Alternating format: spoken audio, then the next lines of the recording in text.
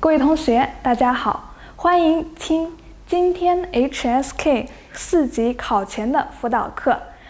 很開心跟大家見面。今天我們要和大家一起看的是4級考前輔導課的閱讀部分。首先呢，我們先和大家一起來看一看閱讀部分它分為哪幾個小的方面，從哪些方面來對大家進行一個測試和考試。我們看閱讀部分呢，總共可以分為3個部分。第一部分是第46至第55題，它是一個選詞填空的題目。第二部分呢，是從第56至第65題，主要考察大家对句子前後順序的一個排列，給你幾個句子，讓你來排列一下它的正確的順序，讓它組成一個通順的話。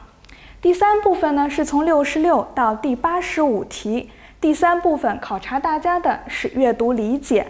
在這個部分一開始呢，會給大家一些句子，然後你通過對幾句話的閱讀來判斷一個題的選項是否正確。第二個小部分是給大家一小段文字，通過閱讀這段文字回答幾個問題。整個閱讀部分我們可以看到一共是多長時間呢？一共給大家40分鐘，而在40分鐘之內，你需要完成40道題，也就是說，平均每1分鐘你就需要完成1道題目。而我們知道，在做 HSK 4級考試的時候，閱讀量其實是比較大的，因此大家在準備閱讀考試的時候，一定要提高自己的做題速度。在做題的时候，盡量的要快一點，尤其是在第一部分和第二部分的時候，這2個部分相對來說，如果你提高了自己的做題速度，會給你在做閱讀理解部分的時候留足充足的時間，讓你來完成閱讀理解部分。關於做閱讀部分的一些技巧，除了需要大家準備充分之外，還需要掌握一些做題的技巧。今天呢，老師就和大家一起來看一看第一部分閱讀理解選詞填空部分，在做題的時候有哪些技巧可以幫助你快速的做題，而且是相对来说是一個比較正確而快速的方法。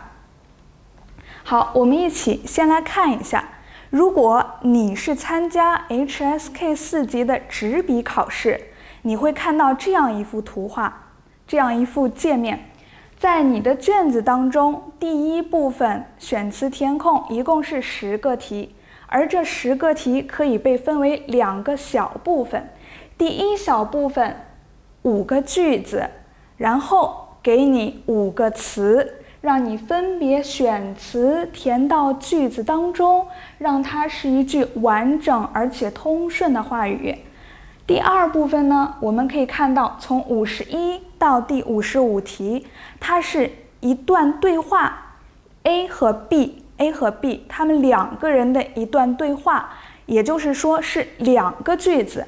但其實和第一部分的做題技巧和準備方法是一樣的，因為同樣是需要你在一句話當中選擇正確的詞語來完成這個對話。所以雖然第一部分有2個不太一樣的題型，但其實最根本的是一樣的，也就是說你在備考的時候還是可以用一樣的方法和一樣的技巧來去準備這一部分。好呢，下面我們來看一看第一部分選詞填空，在做題和答題的時候，到底有什麼具體的小技巧可以幫助大家呢？當你看到這道題的時候，首先老師想問一問你們看到這道題目先看什麼呢？有的同學說我讀一讀句子，我讀完句子，我回去找哪個是答案，這是一種方法。那我們還有什麼方法呢？對，我們還可以先看它到底給了你哪些詞，對不對？當你看到這些詞的時候，其實詞就是考試的內容。詞每一個選項當中的詞彙，其實就是出題的人想要考你的地方。所以我們也可以從詞彙來看一看它的詞性是什麼。以這個為例子，我們來分析一下這5個詞。A 是冷靜。說到冷靜，我們可以說，對，很冷靜，冷靜一下。所以冷靜它是一個形容詞。第2個呢，地址。地址是什麼？是名詞。比如說你的家庭地址，你學校的地址，給你寄東西你郵寄的地址，对不對？所以通過我們平常說話的一些搭配，我們可以知道地址它是一個名詞。第3個呢，引起。說到引起，大家會想到什麼？引起誤會，引起注意，對不對？它的搭配呢是一個動賓的搭配，所以引起它是一個動詞。第4個，禁止。在哪裡會看到禁止？對，一些公共场合我們會看到禁止吸煙，禁止隨地吐痰，所以禁止是一個動詞。那最後一個呢？消息，好消息，壞消息，對不對？所以消息它是一個名詞。為什麼要看詞性？在這裡想一想，我們為什麼一開始先看這5個詞的時候，我們可以從詞性開始來想呢？因為不同的詞，它在句子當中的位置不一樣，它的用法也不一樣，是不是？我們看，從第1道題來看，我們先看一看括號，括號就是要考你的內容，括號前邊是什麼？对，它是一個的，什麼的呢？白勺的。对了，當你看到白勺的的時候，我們首先要能想到的是什麼？对，我們首先要想的，白勺的後邊它一定是一個什麼詞？一定是一個名詞。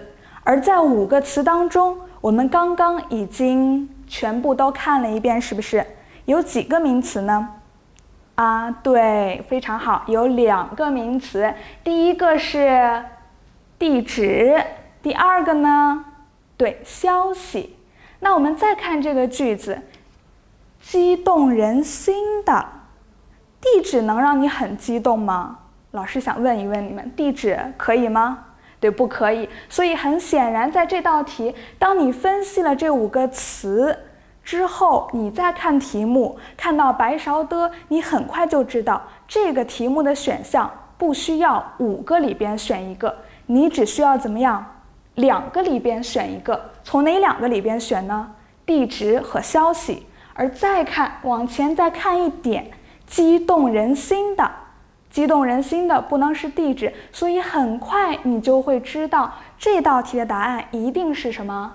一定是消息。好，所以這是一種方法。當你看到這個名詞的時候，你知道它前邊是白勺的，看到的你要知道它後邊是名詞。所以通過不同的詞性，你可以很快的知道第1道題目的答案。做完之後不要着急，我們來看一看，讀一下我們的答案對不对呢？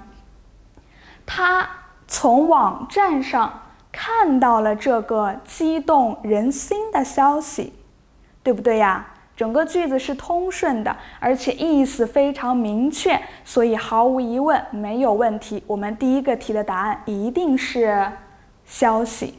那我們再來看一看，這5個句子當中還有一個的，同樣也是什麼？對，它也是白勺的。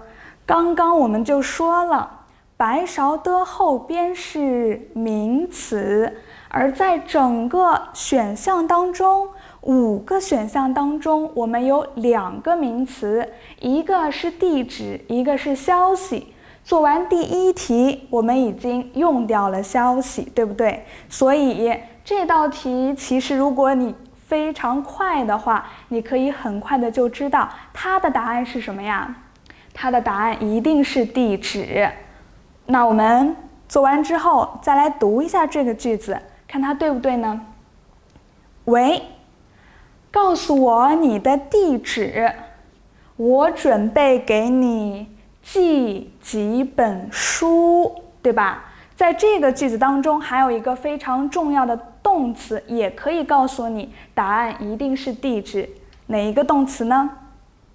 非常好，它是寄。寄的話是你要有一些東西寄給別人，讓別人來收到它。所以你在寄東西的時候，你需要一個地址，知道地址，東西才会從你的地方去別人的地方，對吧？所以我們利用詞性和一個非常固定的搭配，很快的就完成了第一題和第3個句子。那我們再來看看，除了看白勺的，在這剩下的3個句子當中還有什麼方法呢？看一看，我们用第一個，找差不多的意思。其實在每個句子當中，如果它要讓你填空的話，句子的意思一定是一致的。我們看第50題，重要的是什麼？對，千萬別着急。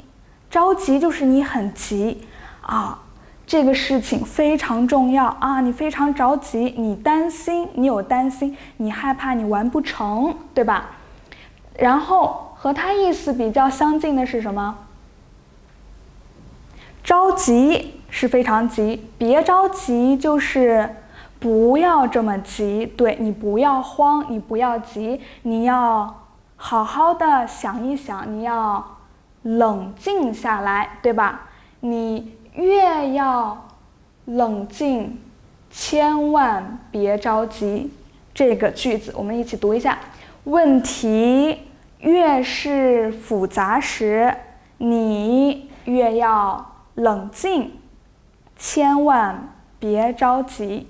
所以當你在做這個題目的時候，其實對你有幫助的是問你的後邊的這個部分，別着急這3個詞，它提醒了你，這個句子是要告訴你不要着急，不着急那就是冷靜，對不對？好，那我們再來看一看。首先我們用了詞性來判斷，然後我們還用了怎麼樣？差不多的意思，用相近的意思來判斷我們的選擇是不是正確。除了這個，我們還可以用什麼方法呢？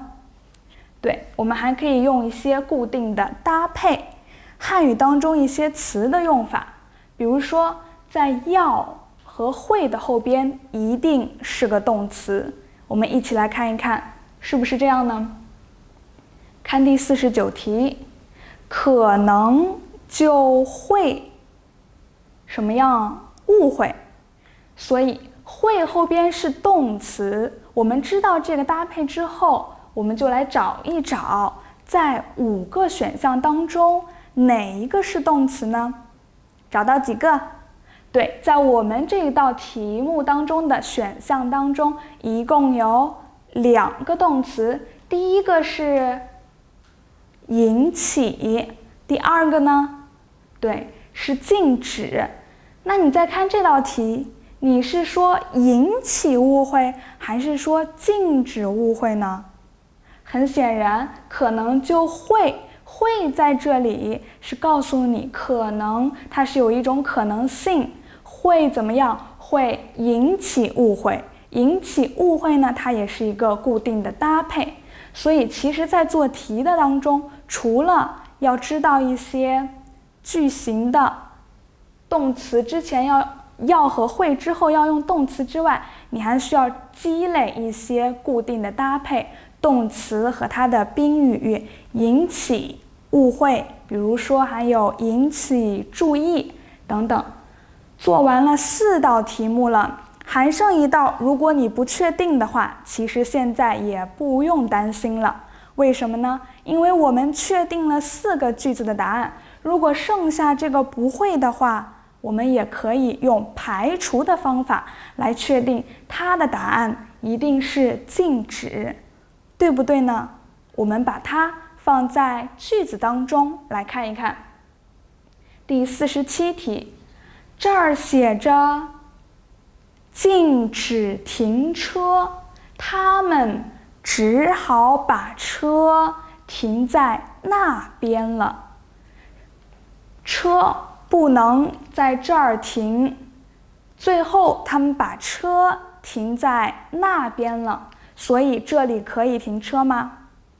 對，這裡是不可以停車的。不可以停車，我們漢語就是禁止停車。好，這個呢，就是當你在看到這個題目的時候，不妨我們先看一看它的词性。通過這5個句子，老師希望你可以在以後做題的当中，通過一些看词性、找搭配，然後用排除的方法，這樣一些小技巧，帮助你很快的就做完這樣一道選詞填空的題目。好，下面我們再來接着往下邊看。很多的學生其實除了紙筆考試之外，很多的學生會參加網絡考試。跟紙筆考試不同的是，你在紙筆考試當中，你可以用筆寫，你用掉的詞你就會把它劃掉，是不是？但是在網絡考試當中，我們不可以使用紙和筆，你看到的是計算機電腦上邊的題目。就像现在老師給大家看的這幅圖一樣，你在做題的時候要注意什麼呢？要注意，你一定不要把一個詞用2回。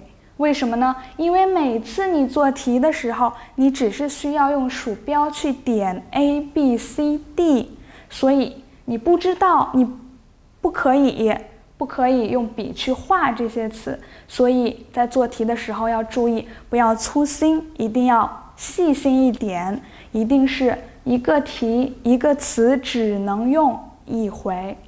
好，而且在計算機考試的時候，有一個比較好的地方是，大家可以看到你用了多長時間，你還剩多長時間，所以在進行網絡考試的時候，看着時間，你一定要把握好做題的速度。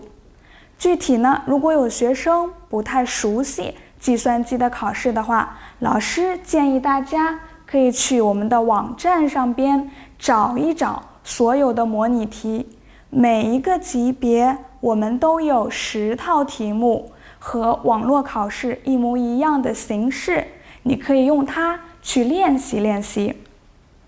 好，下面呢，我們繼續看一看老師剛剛所說的那些方法到底應該怎麼用呢？第一個呢，是我們要在句子裡找意思差不多的詞，對不對？還記得嗎？好，我們看一看這個例子。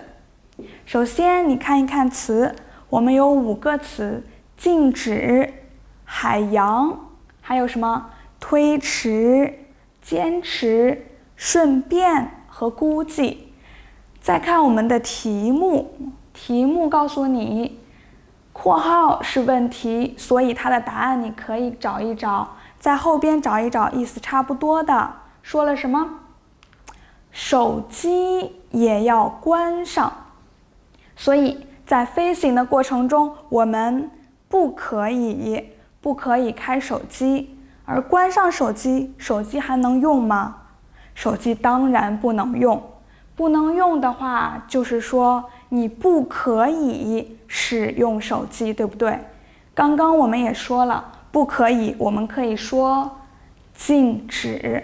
所以看到手機也要關上這個句子，我們就知道你不能用手機。不能用手機，當然就是禁止使用手機。所以很快你看到這個句子，你首先你知道有哪些選項，看到句子的時候，你很快就能選擇出來，這個題的答案是禁止。好，非常好。看下一個，讀一讀，對不對？沒有問題。好，我們接着來找一找，在這個句子當中，我們可以用什麼方法來解決呢？可以找差不多的意思，對不對？馬虎什麼意思呀？對，馬虎它就是不細心啊，經常犯錯。但這個錯呢，其實是不應該犯的，是因為你做題的時候不仔細，做事的時候不仔細，所以才会出現一些錯誤。所以呢，我們看一看，不仔細是對應哪一個？對應粗心，是不是？所以當你知道了這5個選項的意思之後，你看到題目，看到馬虎這個詞，它就是關鍵詞，它會告訴你這道題的答案是什麼。好，這個呢，我們是從找差不多的意思這個方面來做題的。除了，老師這裡有一個問題想問一問大家了，除了找差不多的意思，這道題你還有別的方法可以解決嗎？想一想，還有嗎？对，非常好。我們說了，可以看什麼？看詞性，看詞性，看搭配。太馬虎，太粗心，對不對？太是一個副詞，它後邊一定是形容詞。那我們再看一看題目當中給你的選項，一共有5個詞。食品是什麼？是名詞。第2個粗心呢？对，粗心是形容詞，我們先記着啊，粗心是形容詞。第3個禮貌呢？對，有禮貌，沒有禮貌，禮貌它是名詞。堅持很顯然是一個動詞，我要堅持學習，我要堅持考試，考什麼？考 HSK 考試，是不是？第一是什麼？掛也是這個動作，把什麼東西掛上去，它也是一個動詞。最後一個完全呢？对，完全它是一個副詞。所以其實除了找差不多的意思，這道題還有一個更快的方法，那就是通過詞性來確定它的答案。因為我們知道太後邊是形容詞，對不对？所以你判斷完詞性之後，很顯然只有一個詞，那就是粗心，它是形容詞。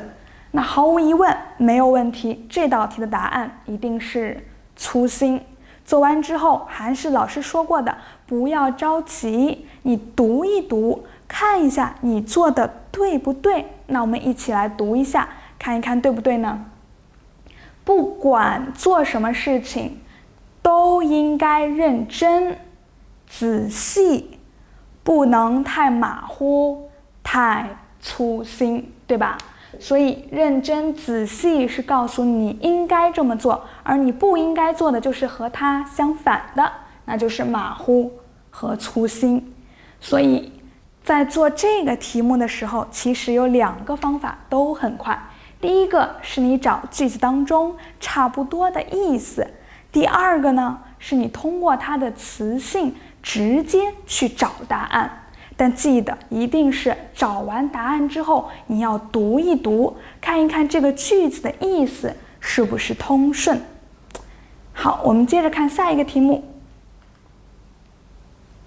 檢查一下哦。先看，老師先給大家幾秒鐘的時間，看一看這幾個選項，你自己先判斷一下這5個詞是什麼意思。它是什麼樣的詞，什麼類型的詞，然後我們再來看一看這個句子，找一找答案是什麼。怎麼樣？判斷好了嗎？你的答案是什麼呢？對，答案是 A 選項。好，我們一起來看一看這5個詞。傷心啊，很傷心啊，不開心，這個是什麼啊？是形容詞。第二個按時，按时交作業，按时參加考試。按时用在動詞的前邊啊，它是一個副詞。距離呢？遠距離、近距離，我們之間的距離遠不遠呢？所以距離它是一個名詞。堅持，堅持學習是吧？堅持努力，堅持它是一個副詞。耐心，做事情要怎麼樣？要有耐心啊，所以耐心可以是一個名詞。個子，他的個子高，他的個子矮，高矮的個子，所以個子它也是個名詞。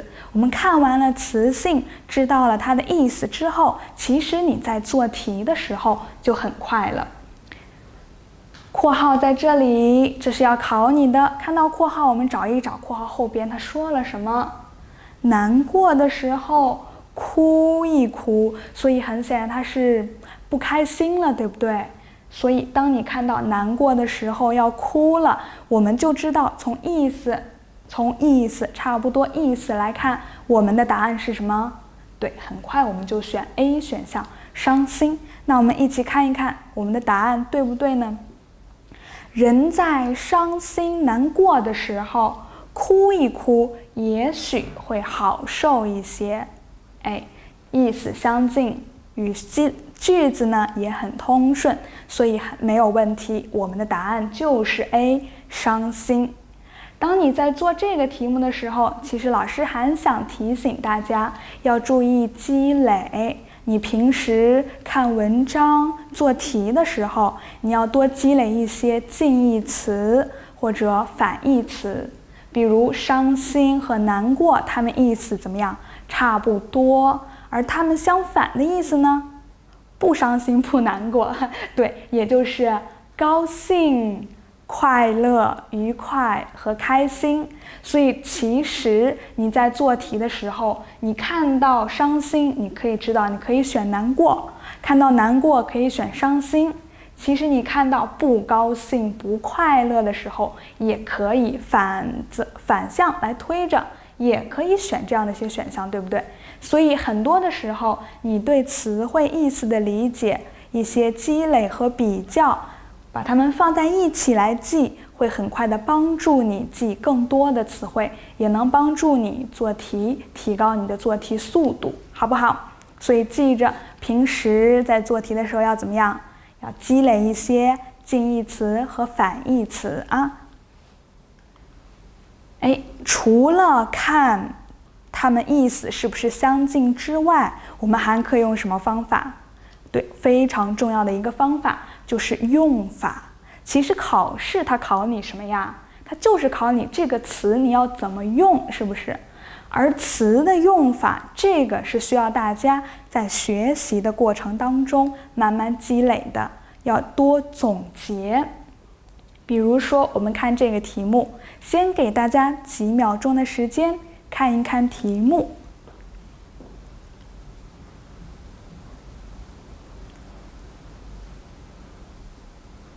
看完了嗎？好。我們一起來分析一下這個題。首先看什麼？看我們的選項是不是5個選項6個一共6個選項。A 工具名詞。B 呢收到，收到短信，收到信息，它是一個動詞。溫度，温度高，温度低，今天的溫度很高。温度它是一個名詞。到底，你到底想怎麼樣？它是一個副詞，好不好？最後第5個辛苦，媽媽很辛苦，每天都為我準備什麼什麼什麼，對吧？所以辛苦是一個副詞。最後一個抱歉非常抱歉是在表達你不好意思，你做的事情你觉得不好意思的时候，你要说抱歉，对不起。抱歉它是很抱歉，对，它是一个形容詞。所以看完意思和詞性之後，我們看一看做題的時候，為了節約時間呢，其實你可以直接去看這個句子，對不對？你先找找看，通過這個小句子能不能確定答案。如果可以的話，你再快速的閱讀，確定你的答案是不是正確，這樣可以幫助大家節省一點時間。您沒通知嗎？其實我們在看到通知的時候，你就知道沒否定，否定的是什麼？它否定的是一個你做過的事情，一個動作，一個動作，對不對？一個行為，所以它是一個動詞。沒怎麼樣啊？沒收到通知。除了通過詞性來判斷，我們還可以知道，其實收到通知它是一個固定的搭配，也就是說經常看到他們兩個在一起是好朋友，是不是？收到和通知經常在一起，也就是說在這裡要跟大家強調的，這是一個詞的用法，你需要多積累的地方。平時我們還除了收到通知，你還會說什麼樣的句子呢？老師給你發短信了啊，發短信了，你收到了嗎？你收到短信了嗎？對吧？還有呢，信息啊，發微信上邊給你發信息了，給你留言了，你收到信息了嗎？還有郵件，對，其實老師給你發了郵件，老師問你，你收到郵件了嗎？你說老師我收到郵件了，我給您回復了，您收到我的回復了嗎？所以收到其實常用的搭配就是收到短信、收到信息、收到郵件，還有收到回復。平時你看到的時候就要多積累一下，這樣你在做題的時候看到通知就非常快的選到了收到這個正確答案。所以一定要多積累哦。我們再來接着往下看。好，還是給大家10秒鐘的時間，先看一看我們的題目。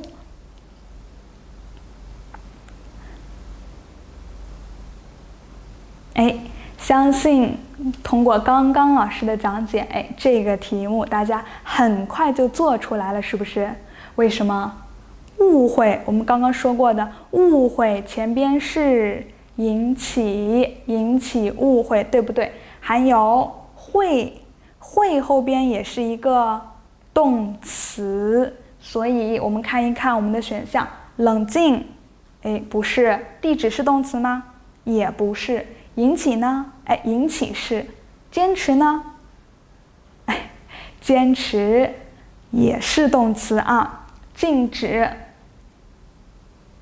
還有消息，所以這幾個詞當中，哪一個才是最好的搭配呢？除了通過詞性啊，我們知道引起是動詞，禁止是動詞啊，所以在這裡，但是我們通過搭配也可以排除它是可能會引起誤會。引起除了能引起誤會之外，還能引起什麼呀？對，引起你的興趣啊，很有意思的事情，你覺得很有意思，你對它感興趣了，我們就可以說這個事情引起了我的興趣。引起注意，今天你去上課，你去上班，走在路上，你看到路邊有一群人，你不知道他們在做什麼，但是你注意到他了，所以這群人他怎麼樣？引起了你的注意。懷疑，那個人，警察正在抓小偷，看到那個人，他好像有一點不對勁兒，所以他可以引起警察的懷疑。所以引起的搭配有引起興趣、引起注意、引起懷疑，還有我們的引起誤會。好，我們接着往下來看。還是給大家10秒鐘的時間看一看我們的題目。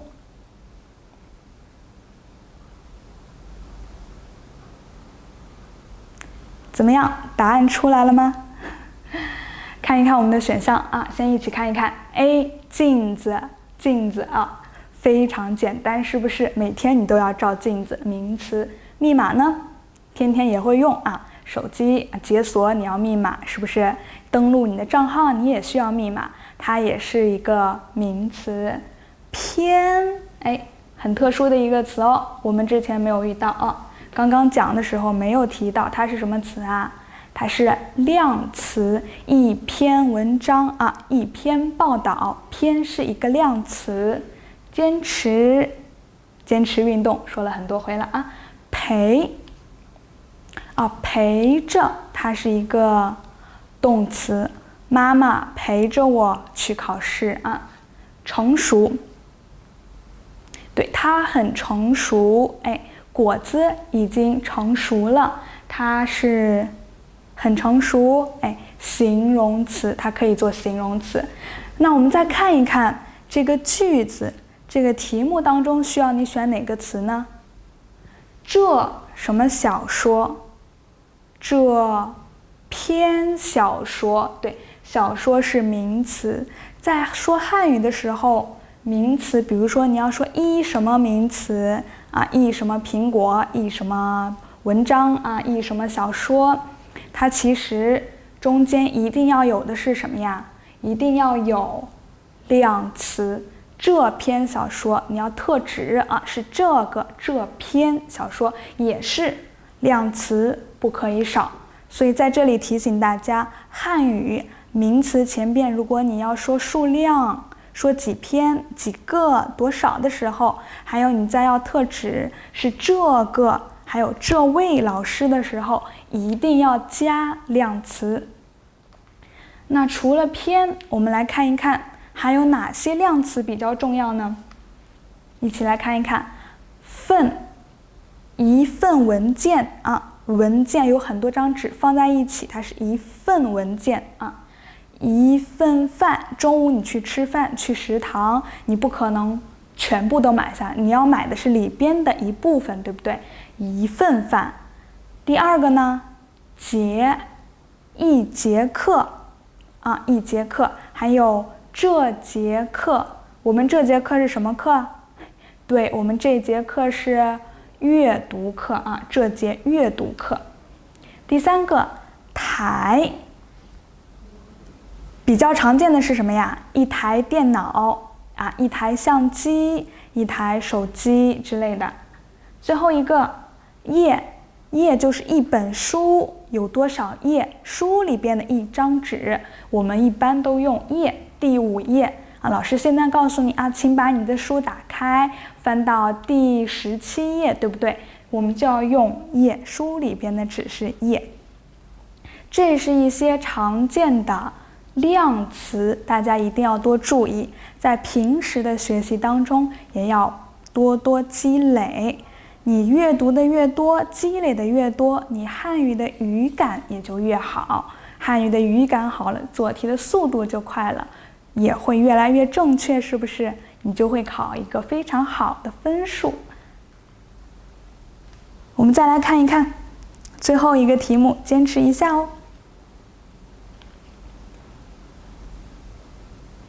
讀完題目，我們一起來分析一下，你們選的答案是什麼呢？一起檢查一下，對不對？留，哎，留。其實這道題目最重要的就是考察大家的積累，留下很深的印象。它其實是一個非常普遍的搭配。留的用法就是讓這位女演員啊，給我們留下了很深刻的印象。你可能是第一次去看她的表演啊，第一次看她演的戏，但是她非常優秀，非常出色，印象很深，你一下子就記住她了，对不对？所以她的印象是留在了你的腦子裡。所以呢，我們說留下了很深的印象。而其他的一些選項，卻準時、堅持、輕鬆、號碼這些其實都不能和印象搭配，所以在這道題主要考察的是大家的一個積累啊。這也是為什麼老師一直在強調，你在做題的時候，你在平時學習的時候啊，甚至是每天去看一些文章、看書的時候，都要注意多積累一些漢語當中的表達，積累很重要。你有一個好的語感，你做題就會越來越快。好，這個就是我們今天的課程，非常感謝大家來聽我們的課程。我們下節課再見。希望老師今天給你們分享的這一些小方法，可以幫助你們更快的做題，做題越來越順手啊。所以謝謝大家，我們下次再見。也希望大家能夠在考試當中取得一個非常好的成績。